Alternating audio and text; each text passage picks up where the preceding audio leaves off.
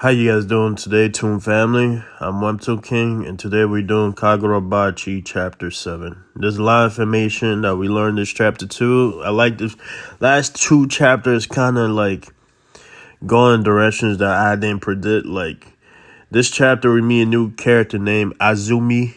I'm sorry if I messed that up. I'm just bad with Japanese name. So he's an interesting character, and I got a couple theories about him. Probably one when I say a couple. But when the main character is walking away from the battle from the last chapter, you see two people pull up on him again. I'm going to speed past this because there's a lot of important information later after this. This is when we first see Azami, and he's behind the main character, his hand on the sword. I assume at the beginning I thought he was a villain, but he ended up helping the main character, and he beat both of the people that were after him quickly. And we learned that he didn't use sorcery. He was just that strong. He was that guy. And then when people saw his badge, one of the people that were after the main character, they saw his badge. That's when they realized that he's part of the nation. We don't learn what the nation is until towards the end. Well, after this scene, we learn more about it. That's why I'm trying to speed past this, because the nation and everything else is more important. After he's done with them, we have the main character mention too that he didn't use sorcery. That's how you know he's just like straight hands. But he does look at the main character. It's a long time no see. That's how we know he's here to help. And after he beat a couple of them too, I forgot to mention it. I think I didn't mention it. After he beat a couple of them, the other ones realized he was part of the nation and just left. So that's how you know how powerful whoever group he is. What I have to do is explain what he is. Just by them leaving, because he's part of them. He's a member of the Karamobi. I'm sorry I'm messing up. I know I am. That works for the government. So they're very important. They're throughout this chapter, you basically realize they're basically national security. Make sure they're there to make sure the peace is there, take care of anything going on that's going to affect the nation. And chapter 7, Smoke Signal. That's the chapter name. Now you have Izumi coming back to the shop with the main character, the orphan, and he sees Shiba. This is when we first have signs, first clues that he knew Shiba. Because at the end, towards the end, you're gonna have a clue how close they are. He already knows the informant's name, so I guess this is their group. Him, Shiba, and the informant, and later on, the main character that might have been part of the group too. He just said, "What's up?" to the Azumi said, "What's up?" to the informant, and then Azumi tried to like say he want to help, but he's part of the nation, so you can see Shiba. I guess he was part of that too, because he said he finished his sentence before the Azumi can tell him why he can't help. Shiba was like, to eliminate any threat to the nation, not interfering with personal matters. I'm glad I quit. So he was part of the nation. So I'm assuming the nation were the people, one of the factions that were in the war. I'm assuming there was two factions. We don't know what the other one was yet. I don't think it is. It might be part of the group that attacked the dad. Maybe the remaining survivors were part of that old group that was against the nation. So going on, we just learn a lot that they know each other basically throughout this interaction. He's just trying to tell he's just informing us that he was trying to hide Shuro, the main character, the fact that he has the 7 swords, because most people don't even know. Some of the higher ups don't even know that the main character have the blades.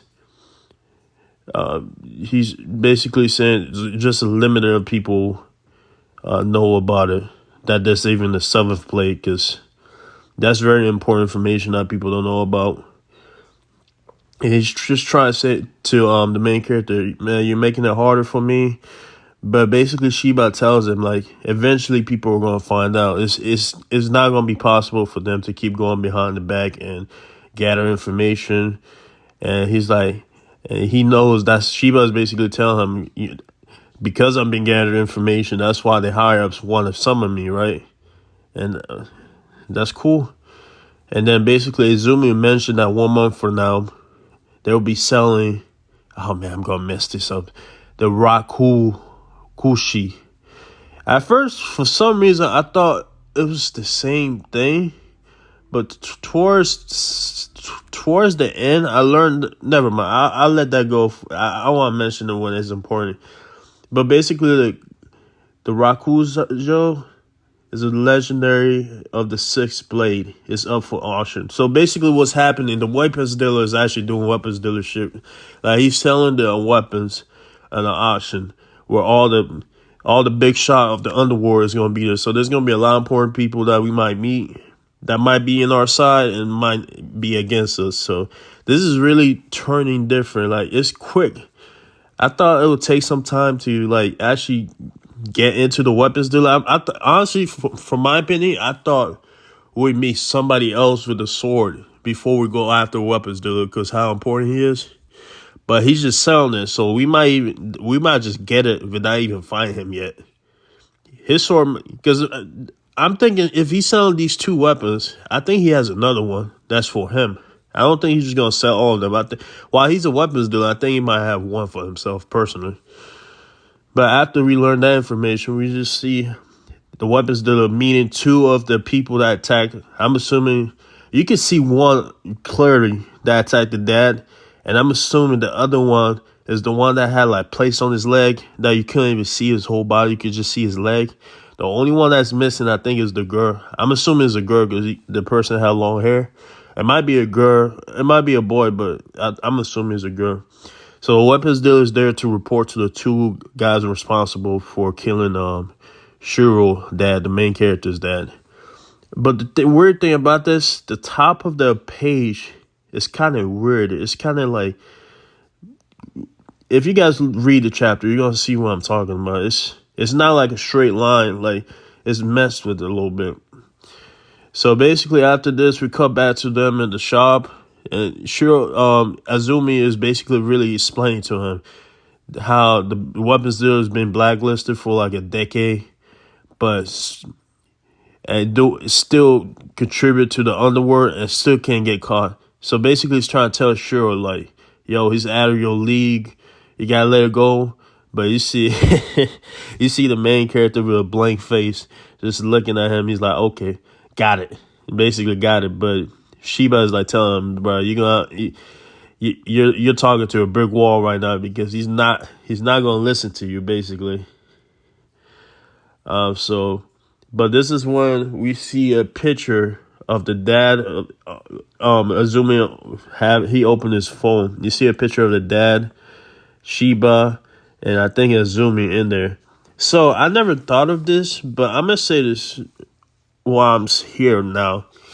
Not only that, I think that this is one thing. I think they were close. Obviously, they were close, but I think Sheba, and I never know why I never thought of this. I think Sheba, Azumi, and maybe the dad, because I know he makes the weapons, but maybe the dad too. I think all 3 of them had one of the enchanted blade. I honestly do. And I think maybe the enchanted blade that is corresponding to them is based on their like abilities. So we might meet one that might teleport or something that helps with Sheba teleporting. And Azumi, his is so far all we saw from him is that he's physically strong. So we might see something, another sword like that. So I think after we're done with the weapons dealer, we might start getting clues to the weapons that that look like it was made for them. So I think all 3 of them had a sword. At least the 2 of them, Sheba and Azumi, I think for sure they had a sword.